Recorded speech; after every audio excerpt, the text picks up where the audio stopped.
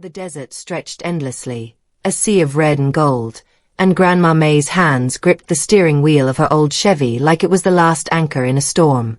At 72, she had driven cross-country from Phoenix to Albuquerque for her granddaughter's wedding. 4 days. Over 1,000 miles. Every mile a heartbeat closer to a moment she had dreamed about for years. Seeing Lily walk down the aisle in her wedding dress, capturing that spark in her eyes, the family gathered, the laughter and tears of generations. Grandma Mae wasn't just any grandmother. She had a fire in her that belied her age. She'd taught Sunday school, driven her kids to football practice in a rusted minivan, and baked pies that made neighbors suspiciously curious about her secret ingredient. She was the heart of her family. And for this wedding, she had made herself the hero, the matriarch who would show up, cane in the trunk, cookies in the glove compartment, ready to shower her love and wisdom on everyone. But there was tension beneath the surface, even before the trip began. Her daughter, Karen, had insisted she leave earlier than necessary, claiming that the rehearsal dinner schedule is tight. The last-minute changes in flight schedules, hotel bookings, and invitations had gnawed at Mae's nerves, but she masked it with determination. "I've driven through worse," she muttered, rolling her eyes at the packed SUV, which smelled faintly of pine-scented air freshener and leftover cinnamon rolls. The first day of the drive had been uneventful, almost comforting. The hum of the engine, the radio playing classic country, the scent of desert sage drifting through the cracked window.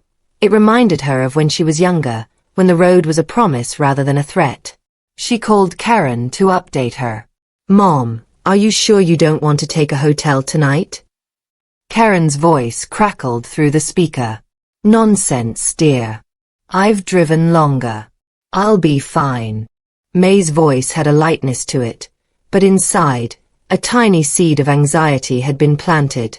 As the miles ticked by, that seed grew. The gas station clerks she passed had polite smiles, but there was a subtle tension in the air. Every text from Karen seemed more distant, more rushed. Each message reminded her, "We're all busy. Don't worry about your arrival." By the third night, Mae was tired but determined. She checked into a roadside motel in Holbrook, Arizona. She unpacked her bag slowly, feeling the ache in her knees, and set her alarm early. Tomorrow was the big day, or so she thought. At breakfast, she checked her phone. No messages from Karen about hotel arrangements or check-in confirmations. Just a text from Lily. "Can't wait to see you, Grandma. Love you." Her heart swelled, but there was an odd chill. It wasn't the excitement she had expected. It was an emptiness, a space where coordination and care should have been. The next morning, she packed the last of her cookies, adjusted her scarf, and hit the road for the final leg. The desert was quiet, hypnotic, and the miles blurred under the tires. That's when she first noticed the subtle signs. The wedding photos posted online, everyone else smiling, chairs set, decorations perfect, yet no mention of her arrival, no reserved seat, no call to confirm she had made it. By mid-afternoon, the first wave of dread hit. She called Karen again. "Hi, Mom. We're kind of busy right now," Karen said, voice clipped. "Busy?" Mae repeated slowly, gripping the wheel tighter. "I've been driving for days. I'm almost there. Where should I park? Who should I speak to?" Karen hesitated. "Mom, we thought you'd take a later flight. The hotel, we forgot to. It's fine, just relax, okay?" Mae's stomach dropped. She pulled off the highway at the nearest exit, parked the car at a lonely roadside, and stared at the horizon. A motel sign flickered in the distance. She knew deep down that she was about to spend her first night alone, abandoned in the middle of nowhere, while the wedding she had driven across states for went on without her. The suspense weighed on her like the Arizona sun. Would they even notice she hadn't arrived? Would she be forced to drive the rest of the way at night? Or worse, would she walk into the wedding and discover the family had forgotten, overlooked, or even replaced her presence? Mae checked her trunk. The cookies were still there. Her cane was folded neatly. Her small purse had the phone, the car keys, and the little silver locket Lily had given her. She took a deep breath. This was no longer just a road trip. This was the beginning of a reckoning, a journey into betrayal she hadn't anticipated. And right there, under the flickering motel sign, the story really began. The story of Grandma Mae, the road trip she would never forget, and the family lesson that would unfold in ways no one could imagine. Grandma Mae sat in her small motel room, staring at the flickering neon sign outside the window. Her hands trembled slightly, not from age, but from disbelief. She had driven for days, crossing deserts, mountains, and endless highways, only to realize she was alone. Completely alone. She had called Karen, called Lily, even left a message for the wedding planner. Nothing. Every call went unanswered, every voicemail returned silence. It wasn't just inconvenient, it felt intentional. She felt a cold, creeping dread settle in her chest. Her mind replayed the journey. The cheerful, "I'll see you soon" text from Lily, the hurried calls with Karen, the assurance that the hotel was taken care of. It all suddenly seemed like a carefully constructed lie. The family she loved, who she had sacrificed for, had skipped her arrival. Mae's fingers hovered over the phone. She debated calling again, but fear mingled with pride. She had always been the matriarch, the strong one, the woman who kept the family together. Could it be that they were intentionally leaving her out? Determined, she drove back into town, hoping to find someone who could tell her what was happening. She stopped at the wedding venue. The lot was full, decorations glinting in the sunlight, music spilling into the street. And there they were, her daughter, her granddaughter, and other relatives. Laughing, taking photos, celebrating, without her. Her heart sank. Every joyful moment she had imagined, every embrace, every tear she had hoped to share, it was happening without her. She called Karen one more time, her voice trembling. "Mom, we thought you'd fly," Karen said, as if that explained everything. We didn't think you'd drive all this way." Mae's eyes filled with tears. "You didn't even check? You didn't call to make sure I had a room? I drove for 3 days to be here." There was silence on the other end. Karen's hesitation was deafening. Finally she stammered, I'm sorry, Mom. We just assumed." Assumed. That word hit Mae harder than any insult could. They assumed she wouldn't come, assumed she would give up, assumed her love and effort didn't matter enough to warrant acknowledgement. And in that moment, the betrayal crystallized. She returned to the motel, numb, sinking into the stiff chair beside the bed. The neon light outside cast long shadows across the room, painting the walls with streaks of pink and blue. It felt like the desert itself was mourning with her. She thought about the miles she had driven, the aches in her knees and back, the energy she had poured into this journey, all seemingly ignored. And then came the first spark of resolve. Mae wasn't going to let this slide. She wasn't going to cry quietly in a motel room while her family celebrated around her. Not anymore. The next day, she decided to investigate further. She called the wedding planner directly. "Excuse me, I'm Grandma Mae. I drove from Phoenix, and I want to understand why my family didn't confirm my arrival." The planner, flustered, explained awkwardly. There was confusion. Your daughter assumed you'd fly, your granddaughter thought you were arriving later. It was just a misunderstanding." But Mae knew it wasn't just a misunderstanding. The messages, the assumptions, the lack of contact, all pointed to something deeper. She could feel it, a subtle dismissal, a betrayal she hadn't anticipated. Her mind raced. Should she confront them? Should she storm the wedding? Or should she plan a different way to make them realize what they had done? A plan that would leave no room for excuses, no space to ignore her efforts, no chance to forget the hurt they had caused. As she stared out the window at the sprawling desert, the sun dipping behind the horizon, a thought crystallized. She had driven all this way, not just for the wedding, but to prove her love and commitment. And if her family couldn't appreciate it, they would soon understand, in a way that would leave a mark they couldn't ignore. That night, she wrote notes, made calls, and started plotting quietly. The betrayal had cut deep, but it had also ignited something else. Determination, clarity, and a drive for recognition. She wasn't just Grandma Mae, the loving matriarch. She was Grandma Mae, the force of nature who wouldn't be overlooked.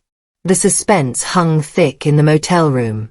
The desert outside seemed endless, mirroring her journey of hurt, reflection, and the first hints of a plan that would make her family reckon with their neglect. Grandma Mae sat on the stiff motel bed, staring at the desert horizon through the thin curtains. The sun had dipped low, painting the sand in a fiery orange, and the loneliness felt like a living thing, pressing against her chest. Her hands trembled slightly, not from age, but from a mix of rage and disbelief. How could her family, the very people she had raised and loved, forget her? Skip her arrival? Assume she wouldn't show up after days of driving across scorching deserts, over mountains, through endless highways? Every memory of Lily's laughter, every milestone she had helped with, flashed through her mind. And now, the wedding she had sacrificed so much to reach was happening without her. Tears pricked her eyes, but Grandma Mae was never one to wallow. She had lived through harder battles, raising 3 children on her own, long nights in hospitals, heartbreak, and disappointment. But this was different. This was deliberate neglect disguised as miscommunication. And that demanded action. She began pacing the small room, letting her mind churn. Her first emotion was hurt. Deep, raw, consuming hurt. But soon, it transformed into something sharper. Determination. A plan started to form, subtle at first, like a desert breeze that grows into a storm. Mae wrote down every detail of the journey. Where she had stopped, the hotel she had stayed in, every call she had made, every ignored message. She made notes on the family's social media updates, photos of the wedding preparations, and even snippets from the wedding planner's confirmations. Each piece of information became a tool. She thought about her granddaughter, Lily. She loved her fiercely and didn't want to ruin her big day. The goal wasn't chaos. It was clarity. It was a lesson in respect, appreciation, and family loyalty. Everyone had underestimated Grandma Mae, and it was time to show them the force of a woman they assumed would quietly accept neglect. Mae also reflected on the deeper pain, being dismissed at her age. She was over 70, yet she felt invisible. It stung. She realized this wasn't just about the wedding. It was about being seen, being valued, and being acknowledged for decades of love and sacrifice. The plan had to be precise. She started thinking strategically. The first move, documentation. Everything had to be clear, dates, times, miles driven, phone calls made, and evidence of her family's oversight. She even noted receipts from gas stations, motels, and diners along the route. Each receipt became proof of her dedication. Next, psychological impact. Grandma Mae knew that her family thrived on appearances, weddings, photos, social media smiles. She would not confront them in anger, but in a way that exposed the truth subtly yet undeniably. She plotted multiple scenarios, quietly sending a detailed account to the wedding planner, ensuring the family couldn't claim, "We didn't know." Revealing herself at a moment in the wedding that forced acknowledgement, a subtle yet unmistakable entrance. Leveraging the moral authority of her years, showing them that neglecting her presence wasn't just oversight, it was disrespect. The more she planned, the more the motel room felt like command central. Post-it notes, hotel receipts, and scribbled maps littered the desk. Every detail was catalogued. Every possible family excuse was anticipated. Grandma Mae's mind was sharp, methodical, and precise. She was no longer just hurt. She was focused. Her emotional turmoil also led to reflection. She thought about forgiveness, the balance between love and respect, and how far she was willing to push. Could she embarrass them? Make them feel guilt? Yes, but subtly. She wanted impact without cruelty. She wanted recognition. By the end of the night, Grandma Mae had a plan, a step-by-step roadmap for her quiet, calculated, and emotionally satisfying revenge. It wouldn't ruin the wedding. It wouldn't destroy relationships. But it would ensure that she was seen, respected, and acknowledged. And more importantly, it would leave her family with no doubt about the consequences of neglecting her. As she lay down to sleep in that lonely motel room, she felt a strange calm. The desert outside was quiet, but inside her, a storm was brewing. A storm that would unfold with precision, patience, and a measure of poetic justice. Mae whispered to herself, almost like a mantra. They thought I wouldn't come. They thought I'd be ignored. They have no idea what's coming. If you're still watching, hit that like button and subscribe, because the next part is where Grandma Mae executes her plan, and the twists will keep you on the edge of your seat. Grandma Mae woke before sunrise, the desert still cloaked in cool shadows. The motel room felt different now, no longer a place of disappointment, but the staging ground for something she had meticulously planned. She dressed carefully, wore her favorite scarf, and packed the cookies and locket Lily had given her. But this trip was no longer about attending a wedding. It was about making her family truly see her. Her first move was visibility. She couldn't just knock on the door. She needed to arrive in a way that commanded attention without chaos. The route she had mapped over the last 2 days now felt like a chessboard, each turn, each mile, a calculated step toward the inevitable checkmate. As she drove into Albuquerque, she noticed the subtle signs of the wedding. Banners in hotel lobbies, a line of cars at the venue, flower arrangements catching the morning light. And then she saw it, the guest list at the hotel front desk. She asked politely, "Excuse me, could you tell me if a room has been reserved under the name Santos?" The clerk, flustered, consulted the book and admitted, "No, ma'am. We were expecting someone else." That admission, so small and bureaucratic, was the spark Grandma Mae needed. She checked in quietly, leaving a trail of receipts and her signature, proof of her arrival. Every piece was documented, catalogued, and visible for anyone who might challenge her presence. Next, she staged subtle exposure. She walked into the hotel ballroom during the rehearsal brunch, moving slowly and confidently. Her presence caught the attention of several relatives. Karen's face froze, Lily's eyes widened in shock, and whispers began to ripple through the crowd. "Grandma Mae, you're here." Mae smiled softly. "I told you I'd be here," she said, her voice calm but carrying the weight of 1,000 miles driven, countless sacrifices, and the sting of betrayal. She handed the hotel manager the receipts from her journey and the motel. The manager, realizing the oversight, immediately made an announcement. "Ladies and gentlemen, it seems we've had a mix-up. Grandma Mae has been here all along. Let's make sure she is properly welcomed." The ripple of shock spread through the room. Karen's lips trembled. She could only nod. Lily approached teary-eyed, but Mae's eyes were not filled with anger. They were filled with quiet power. She had arrived. She had been seen. But Mae didn't stop there.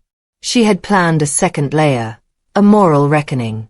During the rehearsal, she subtly circulated her story, quietly showing relatives and friends the documented journey.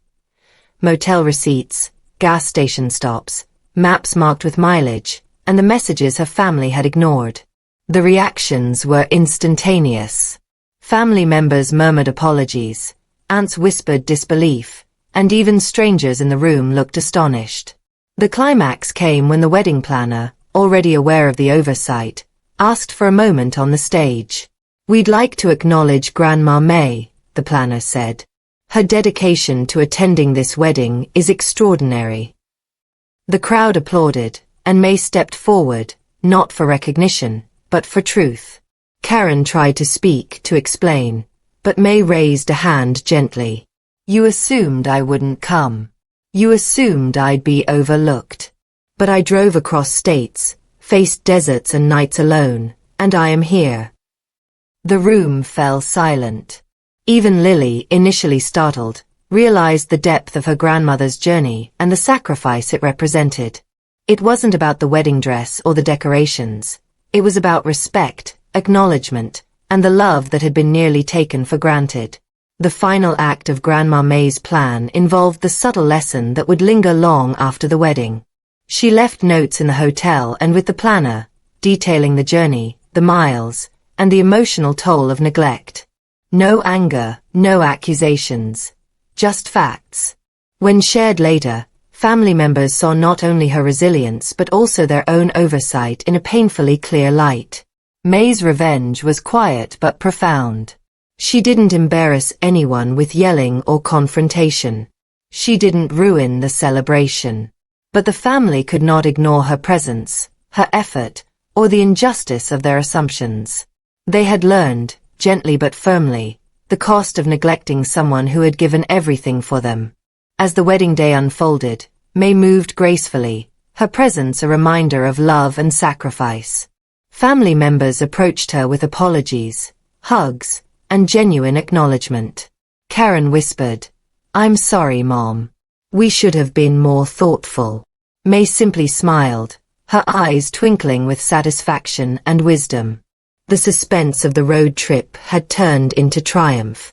Grandma Mae had navigated miles of road, emotional betrayal, and near invisibility to command respect and recognition. Her family would not forget the lesson, and her journey became more than a trip across states. It was a journey of acknowledgement, justice, and love reclaimed. By nightfall, as she gazed at the stars over the Albuquerque desert, Mae reflected. The real reward wasn't applause or recognition. It was the quiet knowledge that she had been true to herself, her love, and her family. The wedding had ended, and the guests had dispersed, leaving behind faint traces of confetti, folded programs, and half-empty chairs. Grandma Mae sat quietly in the hotel lobby, her hands resting on the small leather bag that had accompanied her through deserts, highways, and motel rooms.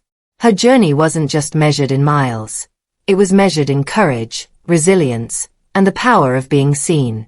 Karen approached cautiously, her expression a mixture of guilt and relief. "Mom, I'm so sorry," she said softly. "We never should have assumed. We never should have ignored your effort.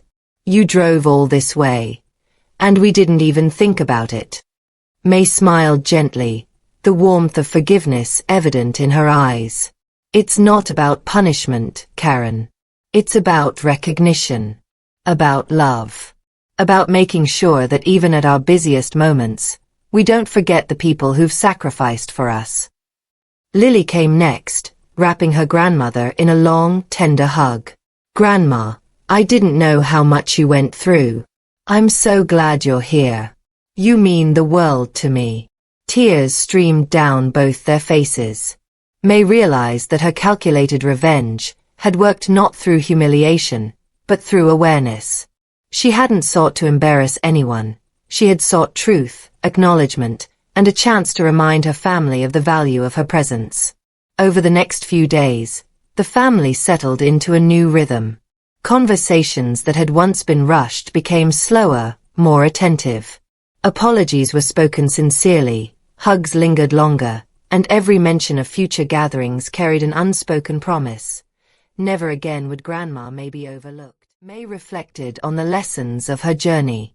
She had driven hundreds of miles, braved lonely nights, and faced the sting of neglect, but she had emerged stronger, wiser, and more respected. Her family had learned that love and sacrifice aren't to be taken for granted, and she had proven that age is never a barrier to courage, determination, and standing up for oneself. The desert road she had traversed became symbolic in her mind, each mile a testament to endurance, each motel night a reminder of independence, and each overlooked call a challenge she had met with dignity. The journey itself had transformed her. She was not just a grandmother. She was a woman who had claimed her space, her respect, and her rightful recognition. Weeks later, as she sat back at home in Phoenix, Mae recounted the story to her friends and neighbors, sharing not only the suspenseful journey but also the emotional lessons. "Sometimes," she said with a knowing smile, "people assume you won't show up. They assume they can take you for granted. But if you stay true to yourself and handle it wisely, they will see, and they will never forget." Her story resonated deeply, especially among women over 50 who had spent lifetimes giving, sacrificing, and sometimes feeling overlooked.